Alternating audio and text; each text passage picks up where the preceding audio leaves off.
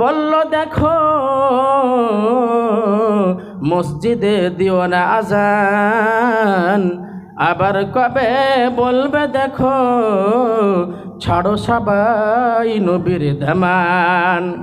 দুর্নীতি এই চরম সীমা পৌঁছে গেছে জগতে, কোরআন ছিঁড়ে পুড়িয়ে ফেলল এই পাক ভারতের বুকেতে।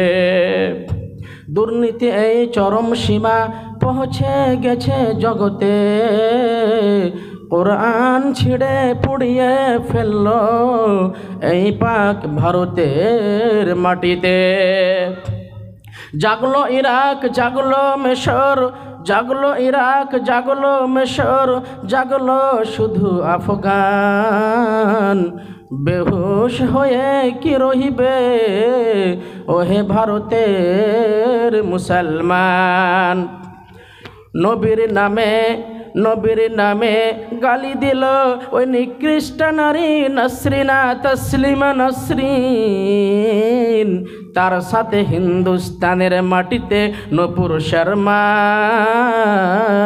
নবীর নামে কুটিক্ত করলো, নবীর নামে গালি দিল ওই নিকৃষ্ট নারী নসরিনা তসলিমা নসরিন, তার সাথে আরো গালি দিল এই পাক ভারতের মাটিতে নিকৃষ্ট নারী নূপুর শর্মা।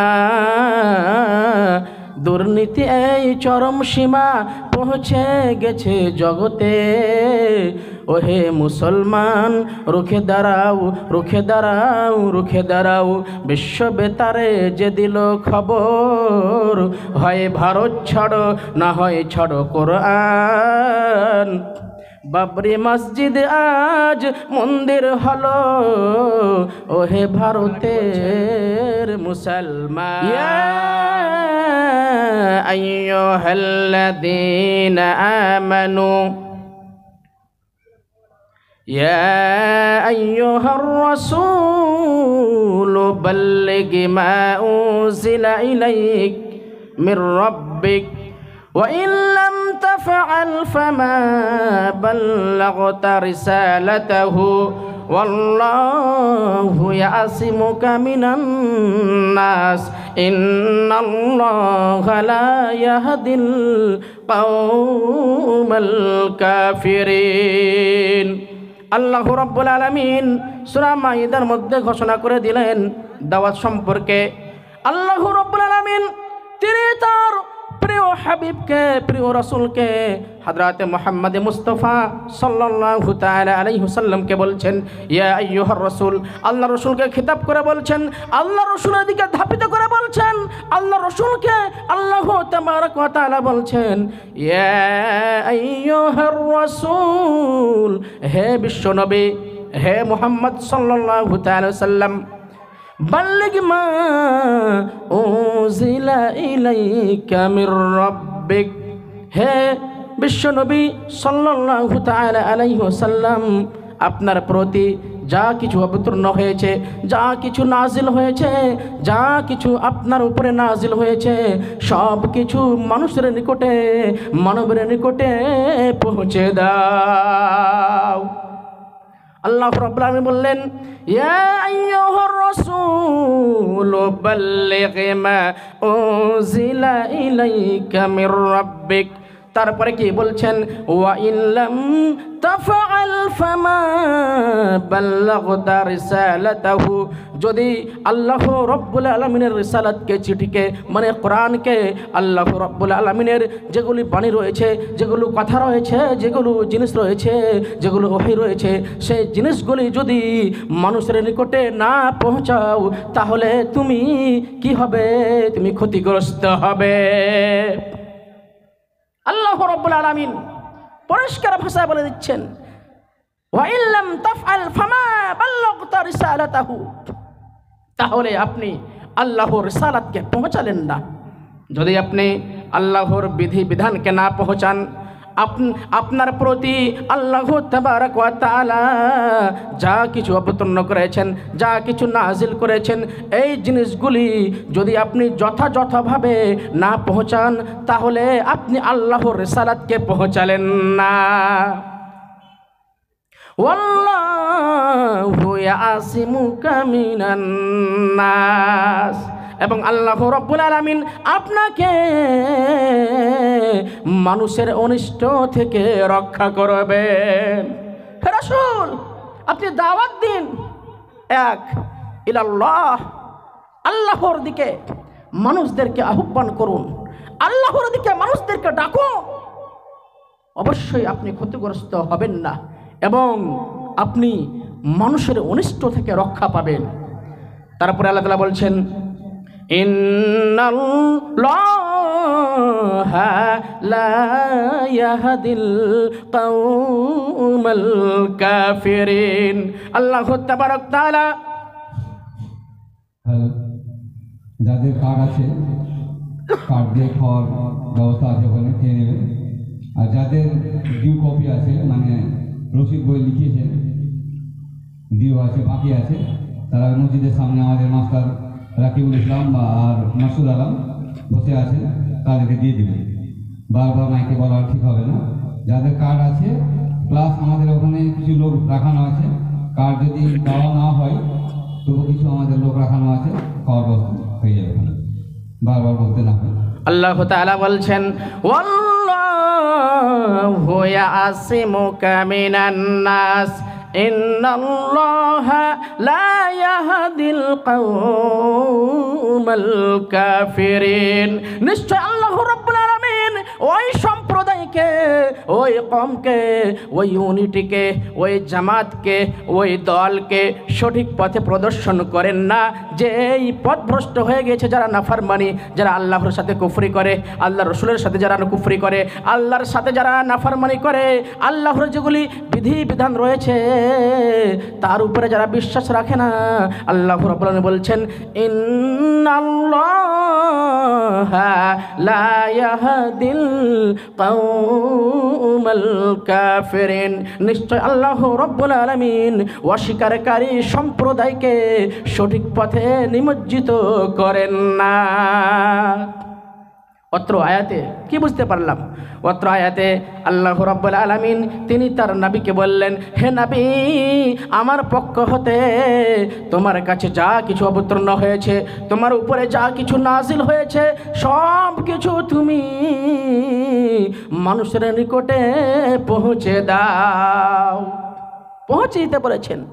অত্র আয়াতে মা আয়েশা রাদিয়াল্লাহু তাআলা আনহা তিনি বলছেন, পৃথিবীর বুকে, আসমানের নিচে এবং জমিনের উপরে কোনো ব্যক্তি যদি বলে আল্লাহ তাআলার নবীর উপরে যত কিছু যা অবতীর্ণ হয়েছিল সবগুলো জিনিস ভালোভাবে পৌঁছায়নি, গোপন রেখে দিয়েছে, লুকিয়ে রেখে দিয়েছে, পোশিদা রেখে দিয়েছে, পৌঁছায়নি, প্রচার প্রসার করেনি।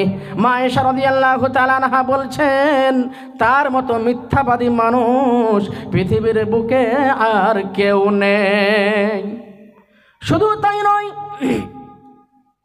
আল্লাহ রসুল এক সময় প্রায় সুলহ হুদাইবিয়ার সময়ে হজ্জাতুল বিদায়ে আল্লাহ রসুল কি বললেন? সেখানে 1,40,000 সাহাবা কেরাম একত্রিত ছিলেন এবং আল্লাহ রসুল বললেন, ও সাহাবারা শুনে নাও, আমি কি তোমাদেরকে এমন কথা বলবো না যে কথা আমার রব আমাকে শিখিয়ে গিয়েছেন? সাহাবারা বলছেন, আল্লাহ রসুল বলেন, আপনার কথা শোনার জন্য আমরা প্রস্তুত রয়েছি, হাজির রয়েছি। আল্লাহ রসুল বললেন, ও সাহাবারা শুনে নাও, আমার প্রতি যা কিছু অবতীর্ণ হয়েছে, আমার প্রতি যা কিছু নাজিল হয়েছে, কোরআন হোক অথবা কোরআন ছাড়া ওহী হোক, অন্য কিছু হোক, আমি কি সব কিছু তোমাদের নিকটে পৌঁছে দিয়েছি? বলো তো সাহাবা কেরাম এক উচ্চ স্বরে এক বাক্যে বলেছিলেন, আল্লাহ রসুল, আপনার প্রতি যা কিছু নাজিল হয়েছে আপনি সব কিছু পৌঁছে দিয়েছেন। এখান থেকে তাদের মুখে তামাচা মারতে চাই যারা বলে কোরআন হচ্ছে 40 পারা, যারা বলছে এখনো কোরআন হচ্ছে 60 পারা, কোরআন হচ্ছে 90 পারা, যারা এখনো বলে থাকে।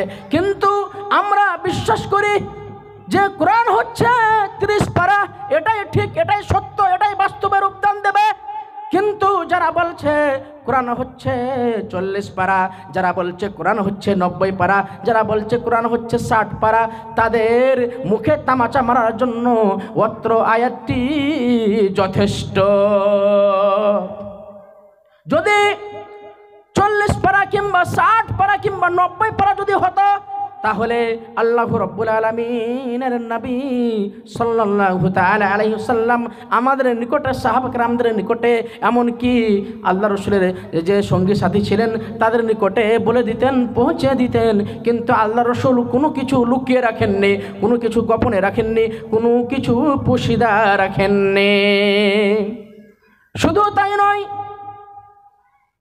আল্লাহ তাআলা আরো বলছেন যে হে নবী আপনি দাওয়াত দিন, আপনি দাওয়াত দিন ইলাল্লাহ, আল্লাহর রাস্তার দিকে। ওয়ালা তাকুনান্না মিনাল মুশরিকিন, ওয়াদউ ইলাল্লাহ ওয়ালা তাকুনান্না মিনাল মুশরিকিন, সূরা কসসের আয়াত। আল্লাহ তাআলা বলছেন হে নবী আপনি দাওয়াত দিন, আপনি তাবলীগ করুন মানুষদেরকে আমার রাস্তার দিকে। আল্লাহ বলছেন হে নবী মানুষদেরকে আল্লাহর দিকে আহ্বান করুন, আল্লাহর রাস্তার দিকে ডাকুন। ওয়ালা তাকুনান্না মিনাল মুশরিকিন, অবশ্যই আপনি মুশরিকদের অন্তর্ভুক্ত হবে না। তাহলে বোঝা যাচ্ছে যারা দাওয়াত দেয় না তারা মুশরিকদের অন্তর্ভুক্ত। যারা দাওয়াত দেয় না, কোরআন হাদিসের কথা বলে না, কোরআন হাদিসের কথা মানুষের সামনে পেশ করে না, প্রচার প্রসার করে না, বয়ান করে না, তারা হচ্ছে মুশরিক। মুশরিক কেন? আল্লাহ তাআলা বললেন নবীকে হে নবী আপনি দাওয়াত দিন, আর অবশ্যই আপনি মুশরিকদের অন্তর্ভুক্ত হবে না। যার কারণ হলো যদি আমরা দাওয়াত না দিই তাহলে আমরা মুশরিকদের অন্তর্ভুক্ত হয়ে যাব, আমরা কাফিরদের অন্তর্ভুক্ত হয়ে যাব। অতএব আমাদের করণীয় হবে মানুষের মধ্যে, মানুষের নিকটে, গ্রামগঞ্জে, যেখানে সেখানে দিন ইসলামের কথা প্রচার করতে হবে, দিন ইসলামের কথা বলতে হবে। সে বলতে গেলে যদি কোনো বাধা বিঘ্ন আসে তাহলে সেটাকে ধৈর্য ধারণ করতে হবে। ধৈর্য ধারণ করে আমাদেরকে এই দাওয়াতি মিশন চালিয়ে যেতে হবে। শুধু তাই নয়, আল্লাহ তাআলা বলছেন সূরা নাহলের মধ্যে বলছেন, আয়াত নম্বর 125-এর মধ্যে বলছেন উদউ ইলা সাবিলি রাব্বিকা বিল হিকমাতি ওয়াল মাউইদাতিল হাসানা ওয়াজাদিলহুম বিল্লাতি হিয়া আহসান। আল্লাহ তাআলা বলছেন উদউ ইলা সাবিলি, হে নবী আপনি দাওয়াত দিন আমার রাস্তায়, আপনি দাওয়াত দিন উদউ ইলা সাবিলি রাব্বিকা বিল হিকমা, আপনি দাওয়াত দিন হিকমতের সাহিত্যে।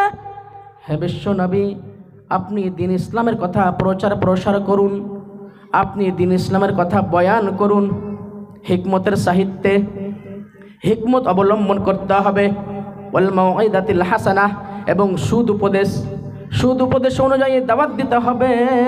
ওয়াল মাউইদাতিল হাসানাহ ওয়াজাদিলহুম বিল্লাতি হিয়া আহসান। দাওয়াত দিতে গিয়ে কেউ যদি ঝগড়ায় বিলুপ্ত হয়, কেউ যদি কোনো প্রশ্ন করতে পারে, তাহলে সেক্ষেত্রে আপনাকে অনেক কিছু হিকমত অবলম্বন করতে হবে। অবলম্বন করে দাওয়াতি মিশন, দাওয়াতি কাজ করে যেতে হবে। আজকে আমরা দাওয়াত থেকে পিছিয়ে, দাওয়াতি মিশন আমরা করছি না। আর দাওয়াত করছে কিন্তু দাওয়াত অনুযায়ী করছে না।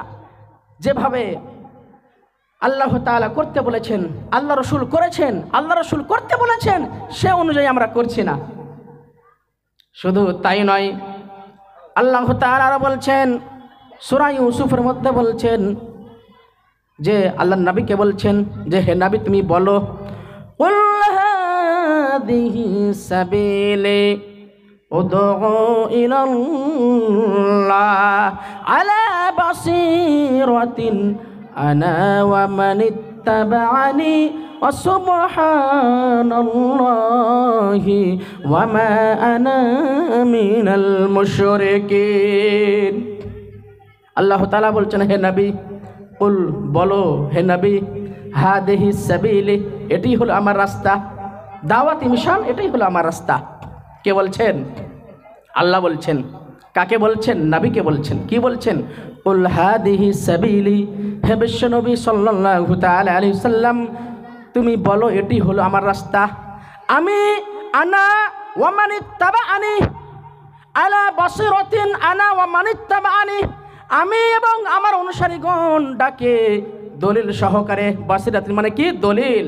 আনা মানে আমি, ওয়া মানিত্তাবাআনি যারা আমার অনুসরণ করে, যারা আমার দিকে অনুসরণ করে, ওটাই বলছেন আল্লাহ তাআলা বলছেন, আনা ওয়া মানিত্তাবাআনি, হে রাসূল তুমি বলো যে আমি আল্লাহর দিকে, একত্ববাদের দিকে দাওয়াত দিচ্ছি, প্রমাণ সহকারে, দলিল সহকারে।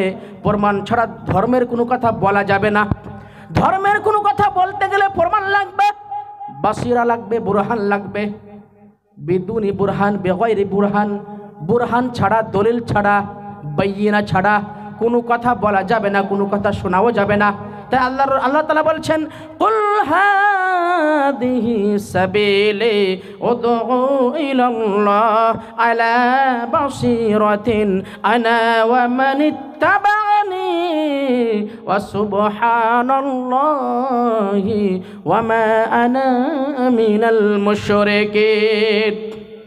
বলছেন আল্লাহ তাআলা, হে নবী তুমি বলো যে আমি এবং আমার অনুসারীগণ ডাকি আল্লাহর পথে, মানুষদেরকে ডাকি আল্লাহর পথে দলিল প্রমাণ সহকারে।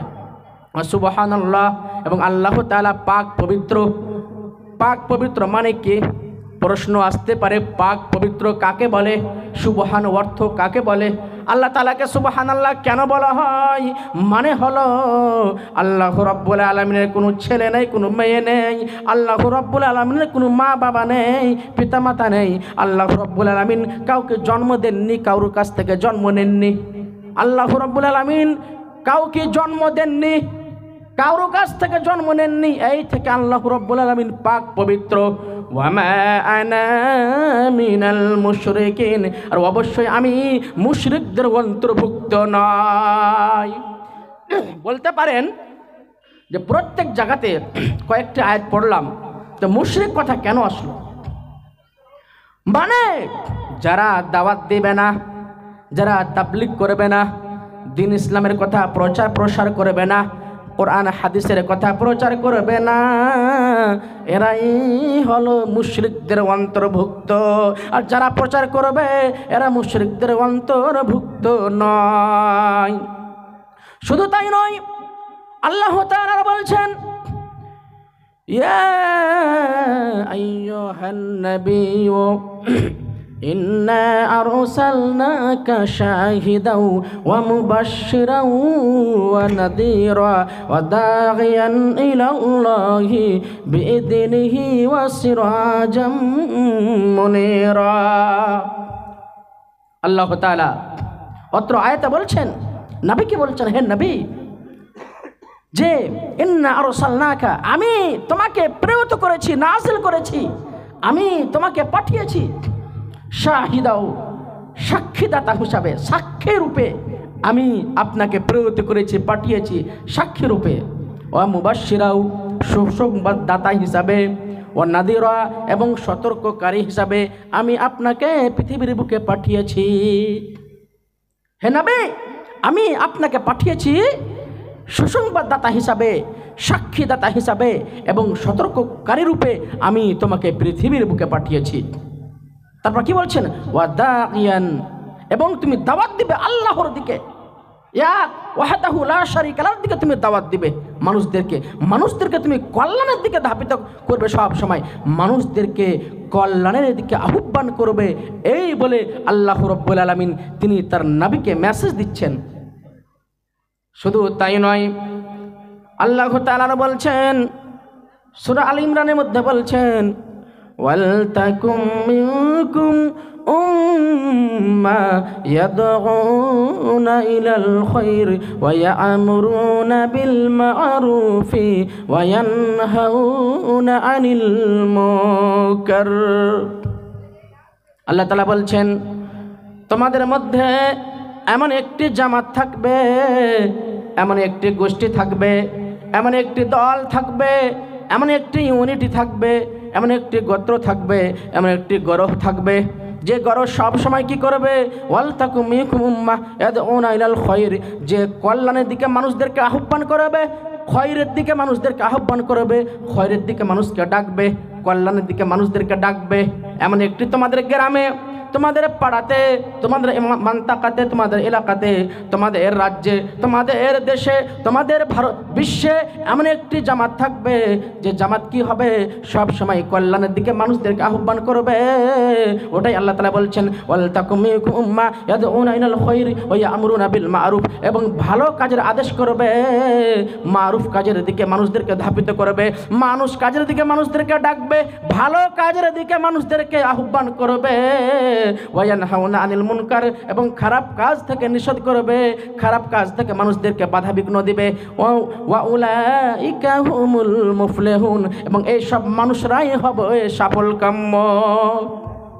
অত্র আয়াতে আল্লাহ রাব্বুল আলামিন কি বললেন, ওয়াল তাকুম মিনকুম উম্মাহ ইয়াদউনা ইলাল খায়র ওয়া ইয়া'মুরুনা বিল মা'রুফ ওয়া ইয়ানহাউনা আনিল মুনকার ওয়া উলাইকা হুমুল মুফলিহুন, যে তোমাদের মধ্যে এমন একটি জামাত থাকবে, তোমাদের মধ্যে এমন একটি দল থাকিবে, যে দল সব সময় কল্যাণের দিকে মানুষদেরকে দাওয়াত দিবে। কল্যাণ, যেই রাস্তায় জান্নাত পাওয়া যাবে, যেই রাস্তায় জান্নাত রয়েছে, তার দিকে মানুষদেরকে দাওয়াত দিবে। আর কি বলবে, ইয়া'মুরুনা বিল মা'রুফ, ভালো কাজের আদেশ করবে, সৎ কাজের আদেশ করবে। আজকে গ্রামগঞ্জে যদি সৎ কাজের আদেশ দেওয়া যায়, বলবে কি বলবে, বেশি বেশি করছে, বেশি বেশি কথা বলছে। খারাপ কাজ থেকে যদি নিষেধ করা যায়, বলবে বেশি বেড়ে গিয়েছে। এই মতে গ্রামগঞ্জে আওয়াজ শুনতে পাচ্ছি, কিন্তু হাই আফসোস, হাই আফসোস, এসব মানুষরা কি মরবে না? এদের কি মৃত্যু হবে না? এদের কি মৃত্যু গ্রাস করবে না? এদের দিলে কি, অন্তর কি আল্লাহ বলে ভয় নাই? আল্লাহ তাআলা বলছেন, এমন একটি জামাত থাকবে, যে জামাত সব সময় কল্যাণের দিকে মানুষদেরকে আহ্বান করবে, ভালো কাজের আদেশ করবে, খারাপ কাজ থেকে নিষেধ করবে, এবং তারাই হবে সফল। শুধু তাই নয়, আল্লাহ তাআলা বলছেন, খয়রুক, যে তোমাদের মধ্যে সব থেকে অতি উত্তম ব্যক্তি ওই যে কি করে, দাওয়াতের কাজ করে, দাওয়াত দেয়, মানুষদেরকে আল্লাহর দিকে ডাকে, সে সব থেকে অতি উত্তম। এবং সেই মানুষকে আল্লাহ তাআলা নির্বাচিত করে নিয়েছেন, মানুষদের নিকট হতে, মানুষের মধ্যে হতে বেছে নিয়েছেন, বেছে নিয়ে তাকে দাওয়াতের দিকে পাঠিয়ে দিয়েছেন। শুধু তাই নয়, একটি হাদিস বলি, হাদিসটি বাইহাকিতে রয়েছে, সহিহ হাদিস। হাদিস রাবি জাবির তিনি বলছেন, আল্লাহ তাআলা জিবরিলকে বলছেন, হে জিবরিল, তুমি উম্মুক গ্রামে যাও, সেই গ্রামকে তুমি উল্টে দাও, সে গ্রামের বাড়িগুলি, সে এলাকাকে তুমি ধ্বংস করে দাও, সে গ্রামকে তুমি তছন বিতছন করে দাও। জিবরিল আলাইহিস সালাম বলছেন, হে আল্লাহ, কেন সে গ্রামকে আমি ধ্বংস করে দেব? তোমার আদেশ তো আমাকে মানতে হবে, তাছাড়া কোনো উপায় নাই।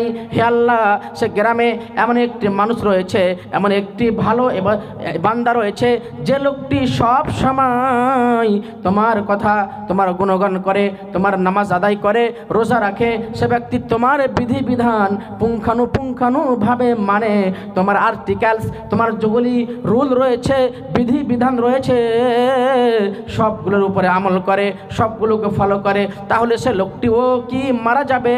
সে লোকটির উপরে তো এরকম করা ঠিক হবে না। আল্লাহ তাআলা বলছেন, হে জিবরিল, তুমি যে কথা বলেছো সবগুলো ঠিক, কিন্তু লোকটি ইবাদত করলেও, লোকটি সব কিছু মানে, লোকটি তাহাজ্জুদও পড়ে, নফল নামাজও পড়ে, রোজাও রাখে, নামাজও পড়ে, এবং এমনকি ইসলামের যেগুলি বিধি বিধান রয়েছে সবগুলোকে মানে, কিন্তু এই লোকটি কখনো দাওয়াত দেয় না। এই লোকটি কখনো দিন ইসলামের কথা প্রচার করে না, কোরআন হাদিসের কথা প্রচার করে না, কোরআনের কথা বলে না। এই লোকটি কখনো তাবলিগ করে না, দাওয়া করে না, দাওয়াত দিন ইসলামের কথা প্রচার প্রসার করে না। হে তুমি কি করো? তুমি এই গ্রামটাকে তুমি তছন বিতছন করে দাও। বলা বাহুল্য, দাওয়াত যদি না দিই তাহলে কি রকম হতে পারে, দাওয়াত যদি না দিই তাহলে আল্লাহ তাআলা কি শাস্তি দিয়েছেন। জিবরিলকে বলছেন, জিবরিল ওই গ্রামের মানুষকে তুমি ধ্বংস করে দাও। জিবরিল বলছেন যে ওই গ্রামে এমন একটি মানুষ রয়েছে যে মানুষ সব সময় তোমার ইবাদত করে, একবারে নেককার বান্দা, পরহেজগার মুত্তাকি বান্দা, কিন্তু আল্লাহ তাআলা জিবরিলকে বলছেন ওই লোকটি দাওয়াত দেয় না, মানুষকে ভালো কথা বলে না, ভালোর দিকে আহ্বান করে না, এমনকি সে লোকটি দিন ইসলামের কথা বলে না, খালি নিজেই করছে কিন্তু অন্যকে বলে না। নিজে করলে হবে না, অন্যকে বলতে হবে, অন্যকে এই দাওয়াতি ময়দানে নিয়ে আসতে হবে, কোরআন হাদিসের কথা বলতে হবে, তাহলেই সফল হওয়া যাবে। দাওয়াত ছাড়া সফল হওয়া যাবে না। আপনি যতই তাহাজ্জুদ পড়ুন আর যতই আপনি যা করুন, কিন্তু আপনাকে শিখতে হবে, শিখে আপনাকে জানতে হবে। এজন্য আল্লাহ রাসূল বলছেন ফাআলাম আন্নাহু লা ইলাহা ইল্লাল্লাহ, যে তুমি জানো লা ইলাহা ইল্লাল্লাহ কি জিনিস। প্রথমত ইবাদত করতে গেলে ফাআলাম আন্নাহু লা ইলাহা ইল্লাল্লাহ, লা ইলাহা ইল্লাল্লাহকে জানতে হবে যে এটা কি জিনিস। যে জিনিসটা আপনি আমল করছেন সেই জিনিসটার উপরে জানতে হবে এটা কি জিনিস। আজকে গ্রামগঞ্জে এত খোরাফাত, এত অশ্লীল অবৈধ কাজ চলছে, বলার কথা নয়, দুঃখের বিষয়। জিনা আম হয়ে গেছে, এর বিরুদ্ধে কথা কে বলবে? এমনকি শরাব আম হয়ে গিয়েছে, নেশাদার দ্রব্য আম হয়ে গিয়েছে, হালাল হারাম তামিজ করতে পারছে না, পার্থক্য করতে পারছে না।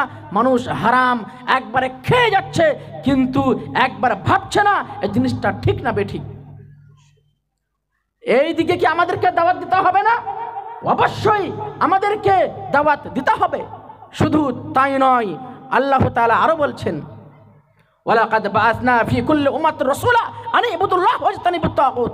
আমি প্রত্যেক জাতির জন্য রাসূল এজন্য প্রেরিত করেছি, তারা কি করবে? এক আল্লাহর ইবাদত করবে এবং তাগুত থেকে বেঁচে থাকবে।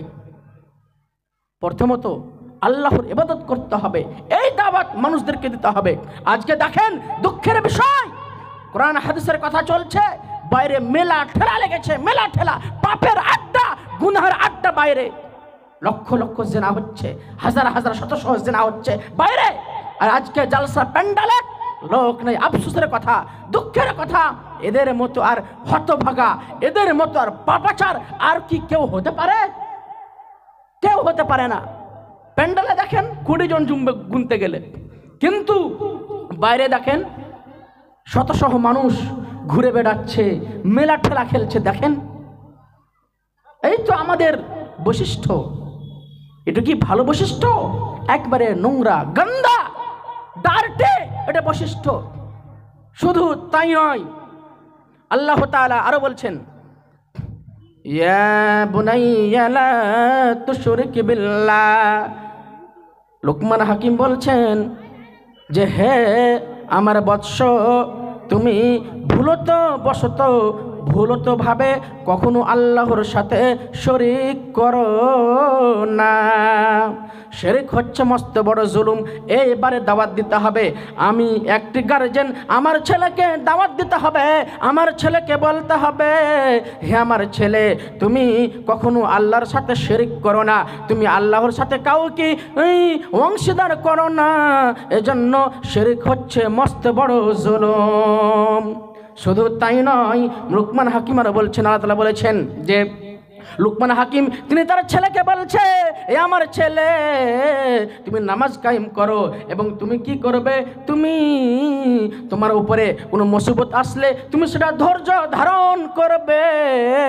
আর তুমি কি করবে তুমি পৃথিবীতে চলাকালীন তুমি পৃথিবীর মধ্যে যতদিন চলবে তুমি কখনো ফখর করবে না, গাল ফুলে ফুলে চলবে না, মাটিতে তুমি অহংকার ভাবে চলবে না, তুমি কখনো ভুলতে বস অবস্থায় কুল্লু মুখতালিন ফখর, তুমি কখনো ফখর করবে না।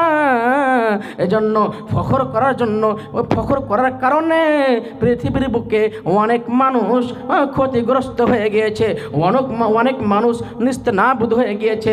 এজন্য লুকমান হাকিম তিনি তার বেটাকে কি করছে, তিনি তার ছেলেকে কি করছে, ভালো উপদেশ দিচ্ছে, দাওয়াত দিচ্ছে। কিসের দাওয়াত? নামাজের দাওয়াত।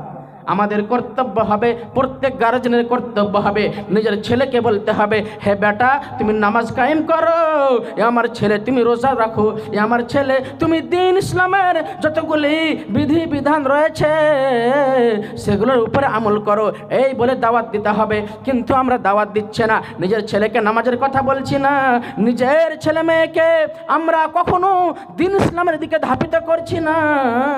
সেটাই আল্লাহ তাআলা বললেন, ইয়া বুনাইয়া লা তুশরিক বিল্লাহ ইন্নাশ শিরকা লা যুলমুন আযীম। সূরা লুকমান আয়াত নম্বর 13। শুধু তাই নয়, আমি আর একটি হাদিস বলছি, যেহেতু আমার সময় নেই, মাত্র আমাকে 5 মিনিট সময় দিয়েছে। শুধু তাই নয়, আল্লাহ রাসূল বলছেন, কি বলছেন, ওয়ান আবি সাঈদ আল খুদরি রাদিয়াল্লাহু তাআলা আনহু আনিন নবী সাল্লাল্লাহু তাআলা আলাইহি ওয়াসাল্লাম, মান রাআ মিনকুম মুনকারান ফালাইয়ুগাইয়িরহু বিয়াদিহি ফাইন লাম ইয়াস্তাতি ফাবিলিসানিহি ফাইন লাম ইয়াস্তাতি ফাবিকলবিহি ওয়া যালিকা আদাফুল ঈমান।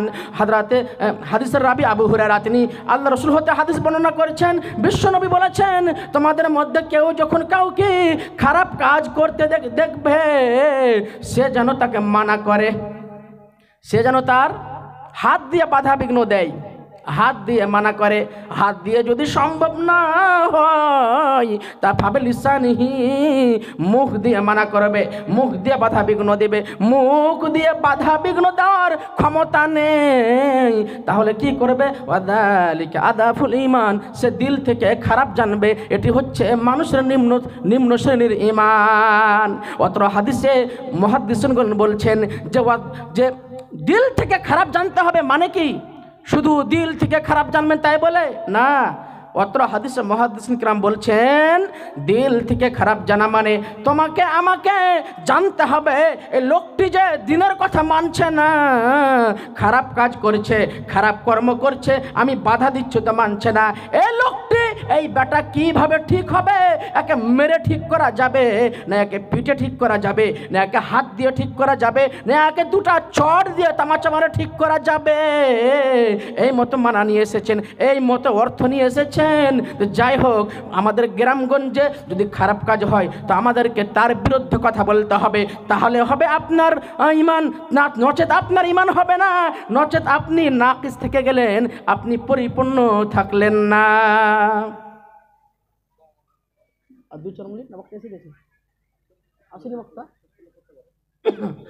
তারপরে আল্লাহর নবী আরো বলছেন, হাদিসের রাবি আব্দুল্লাহ ইবনে আমর রাদিয়াল্লাহু তাআলা আনহু তিনি বলছেন, বাল্লিগু আন্নি ওয়ালাউ আয়া ওয়া হাদিসু আন বানি ইসরাঈল ওয়ালা হারাজা ওয়া মান কাযাবা আলাইয়া মুতাআম্মিদান ফালিয়াতাবাওয়া মাকআদাহু মিনান নার। বুখারী মুসলিমের হাদিস। হযরত আব্দুল্লাহ ইবনে আমর বলছেন যে বিশ্ব নবী সাল্লাল্লাহু আলাইহি ওয়াসাল্লাম বলেছেন, কি বলেছেন, যে আমার কথা মধ্যে আমার কথা যদি তোমাদের কাউরি একটি কথা জানা থাকে তাহলে কি করবে, মানুষের সামনে প্রকাশ প্রচার করে দিবে, বলে দিবে, বয়ান করে দিবে, পৌঁছে দিবে। আর বানি ইসরায়েলের কাহিনী বলো, তাতে বলাতে দোষ নেই, কিন্তু এটা ভেবে নিতে হবে বানি ইসরায়েলের কাহিনীতে ভুল রয়েছে, সেগুলোকে তদন্ত করতে হবে, সেগুলোকে ছানবিন করতে হবে, সেগুলোকে ভালোভাবে গভীরতাভাবে দেখতে হবে। এই ঘটনাটি বলা যায় কি যায় না, এই ইতিহাসটি, এই কেসাটি বলা যায় কি যায় না, ভালোভাবে আমাকে আপনাকে এডুকেশন অ্যাচিভ করতে হবে, তারপরে বলতে হবে। আর আল্লাহ রাসূল বলছেন আমার কথা মধ্যে এমন কথা বলে দিল যে কথা আমি কখনো বলিনি, আমার উপরে মিথ্যা আরোপ লাগিয়ে দিল, আমার উপরে মিথ্যা ইলজাম লাগিয়ে দিল যে কথা আমি কখনো আদৌ বলিনি। আল্লাহ রাসূল বলছেন ফালিয়াতাবাওয়া মাকআদাহু মিনান নার, তার থাকার জায়গা হলো জাহান্নাম, সে নিজেকে জাহান্নামে করে নিল।